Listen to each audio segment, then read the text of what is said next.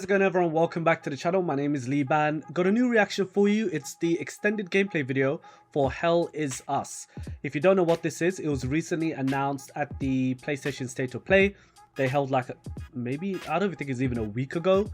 It reminded me of Death Stranding, a little bit of Souls, a little bit of Deus Ex. It had a lot of different Returnal, had a lot of different kind of games. It felt like I had a lot of different kind of games mashed up into it. Super intrigued by it. The vibes were heavy. It looked really cool. Sick that they've already dropped some extended gameplay because that trailer was short. Really interested to see some more. So enough yapping. Let's jump right into it. Hopefully they can show us some real good stuff because this has definitely piqued my interest. Hi everyone, my name is Jonathan Jacques Belatet. I'm the creative director and the art director on Hell Is Us. I hope you enjoyed the trailer that you've seen recently. Today we're back in the spotlight. We're going to show you a bit of gameplay, a bit more than what you've seen in the trailer, and I hope that you will enjoy this part greatly.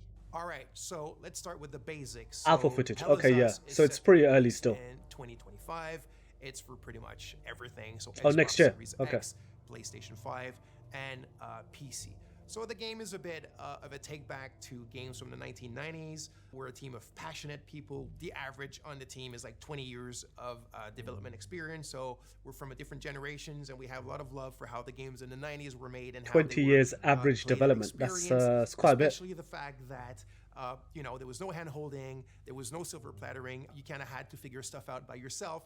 You were really in control of your exploration and your own discoveries, and this is what we're trying to do in Hell Is Us, obviously with modern flair and kind of like modern knowledge of game design and whatnot, but very much put you back in the driver's seat of your experience and of your exploration, and then the result and the joy of your discoveries. So Hell Is Us takes place in a country called Hadia. Hadia is in the grips of a vicious civil war. You play the role of Remy. Remy is actually from Hadia. He was born there, but his mom smuggled him out at the age of 5, like it sometimes happens in those countries.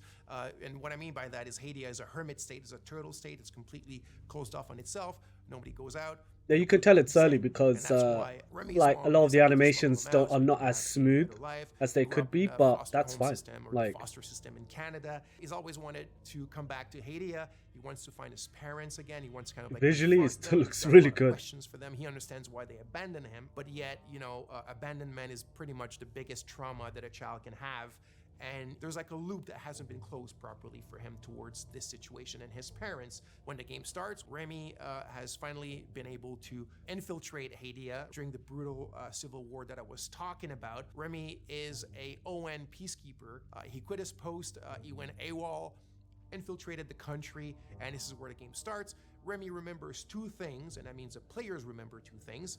It's that his village of birth was called Jova, and his father was the blacksmith of Jova. Those are the only clues you begin the game with, and these are the only clues that Remy also know. So equipped with this knowledge, with these clues, you begin the game and you try to find your way to Jova. You must be lost to wander around Sinedra Forest. I'm afraid I have very little to offer. A group of strange-looking soldiers arrived here last night. You got general knowledge on the right there. Perhaps you can questions on the left for your investigation. Okay. It's not the first time I've seen them. They always seem to be snooping around here for something. They parked their APC just beyond the woods, to the north. Once in the woods, follow the wind chimes. They will lead the way through. The gate to enter the woods is locked. Here, take this key to unlock it.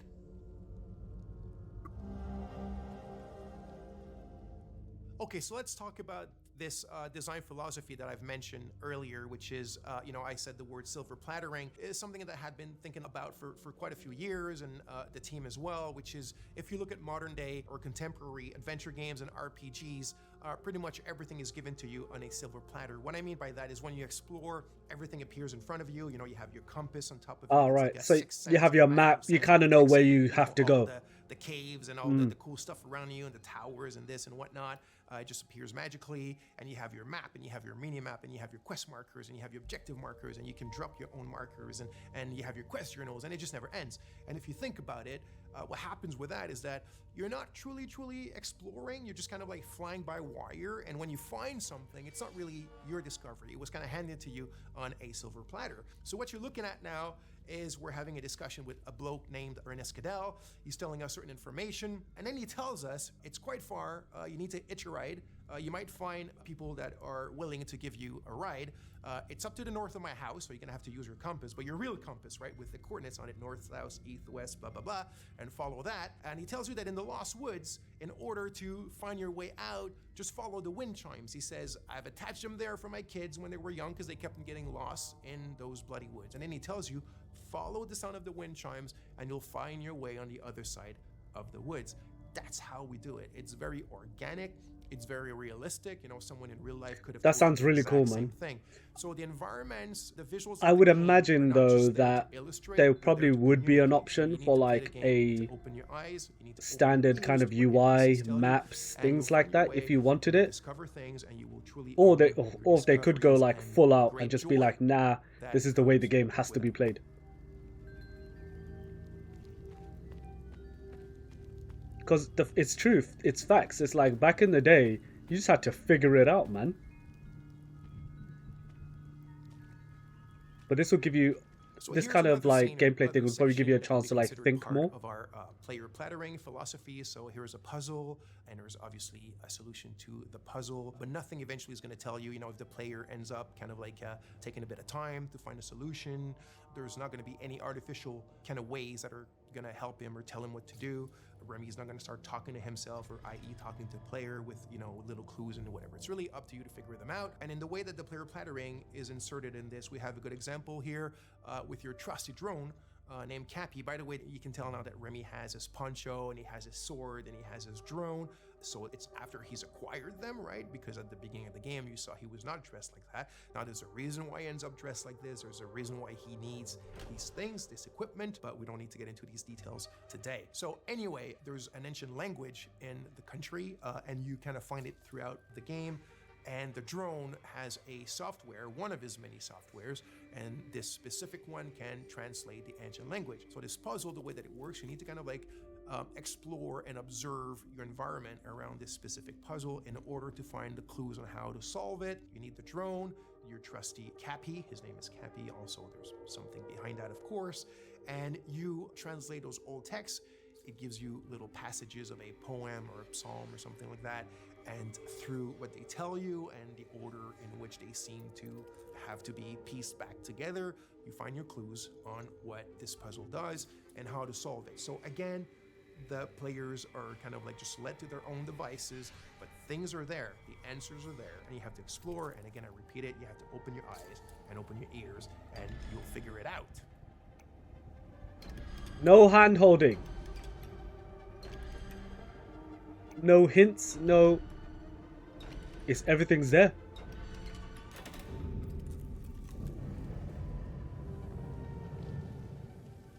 So by now, you've seen a lot of what I guess is like exploration and looking around and talking to people and doing puzzles. Combat, and all baby. that kind of sweet stuff.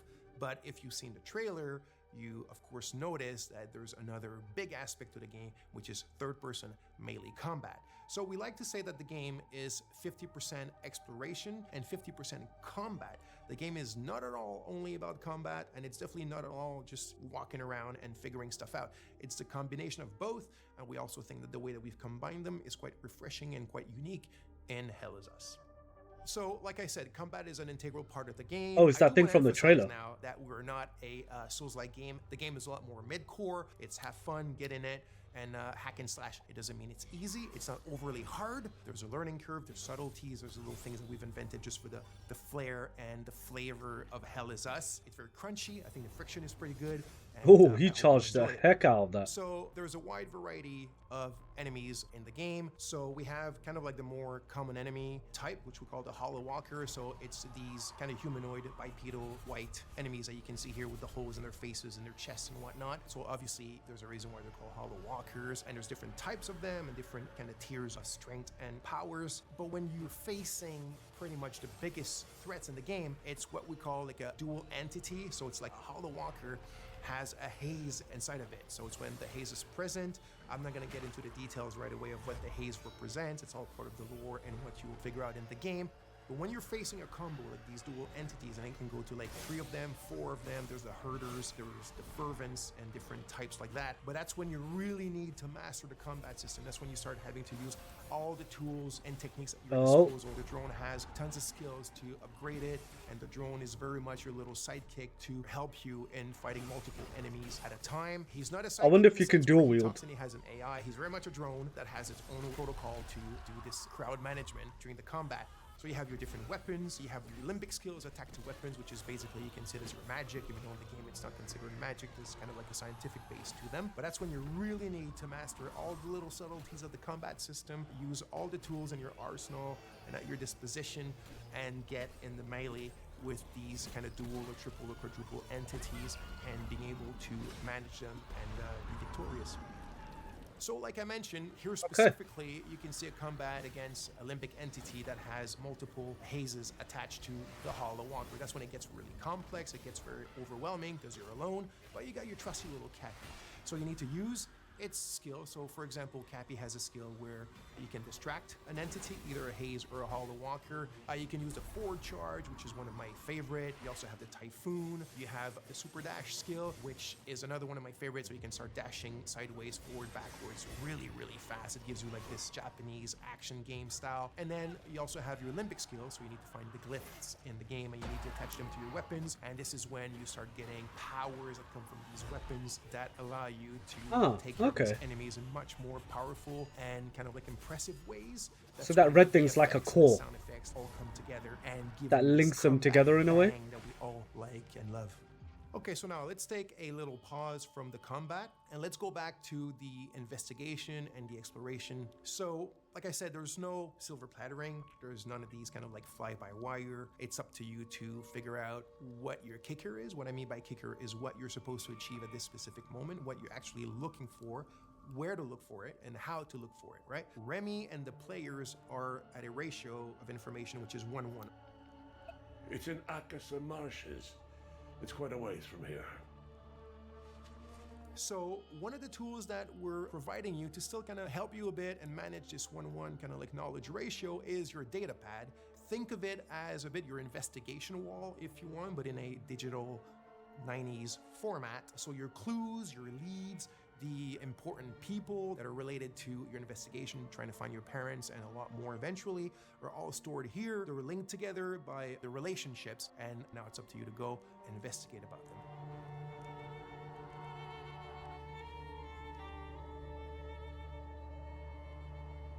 So as you can see here, some of the areas can be quite wide opened. This one here called the Akasa Marshes is one of the bigger ones, and as I spoke quite a bit already, the game doesn't hold your hand or doesn't really tell you where to go. So out of your main leads or clues or ideas that you have in your head of what you're supposed to do or where you're supposed to go at any given moment, you will also be attracted by a lot of points of interest or just little things in the environment that pique your curiosity. And as you walk towards them or explore, that's when you'll start also making a ton of like peripheral or side discoveries on your own, things that you cannot solve right away, or things that you might think that there is a thing to be done with it when there's none, and it's all part of the fun stuff and the kind of like experience that we're providing in the game. So as you can see here, there's a tree with people that have been hung.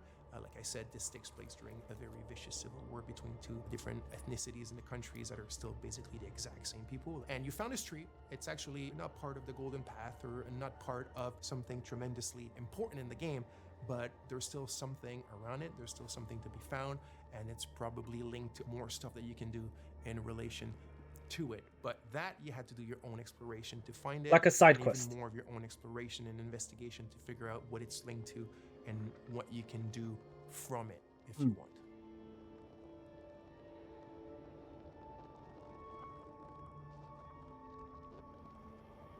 So here we are in a dungeon in the game. So yes, the game has dungeons. This was really important to us. Like I said at the beginning, there's a bit of a love letter to games from the 90s. But one of the challenges was the game takes place in a contemporary setting. The game takes place in 1993. And yet we still wanted dungeons. in the game, and I didn't want the dungeons to take place in an abandoned metro station or, you know, in an abandoned factory because it's the modern era. I still wanted the dungeons to be very ancient things, and this brings us to another really important aspect of the game, or one of the very important themes of the game, which is history, historicity, deep history, so history that goes even before history. So there's a lot of mysteries and a lot of lore, and the origin of what's going on in the country and the link This to place the looks war is all tied cool as hell. to that deep history and also what has happened since. I won't get into too much details because that will be part of another video for you guys, but you can see a bit of it here, and it shows you the varied palettes and moods and atmospheres that we have in the game, which also I think is something quite interesting and unique that we're doing in Hell Is Us.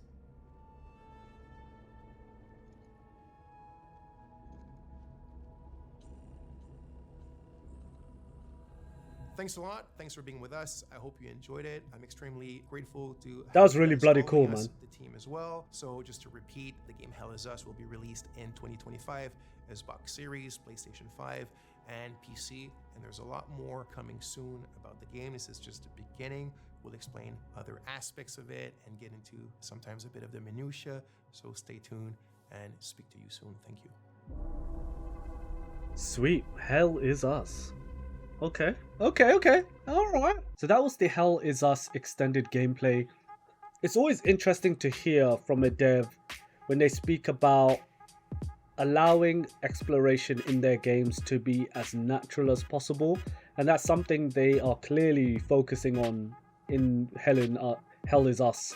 Very specifically, making sure that you're listening to the characters you speak to. If they give you instructions to follow them, like you just did in the forest there, so you won't have a specific map or markers you need to follow like most games nowadays would have. But as I mentioned in the reaction, I would assume that if you did want to, there would be an option to have something like that turn on, and if they wanted to go super hardcore with it, they could simply refuse it and be like, that's not the way the game should be played. Combat, I didn't expect the guy to be holding a giant, I think it's called a halberd, like that. I thought the majority of it would be with his sword. I didn't think there were going to be other weapons, which I think is going to be pretty cool. Are these weapons upgradable? Are the weapons breakable? That seems to be a thing lately. The world itself, very interesting. The premise, incredibly interesting. Just based on the alpha footage, it's looking incredibly promising. I can tell you that much. It's looking incredibly promising. 2025, we'll be seeing more from the game, but I'm assuming we're probably going to see some more of it before the end of the year itself. But as of right now, more than happy to check it out, more than happy to jump in, and I can't wait to see more, essentially. Can't wait to see more.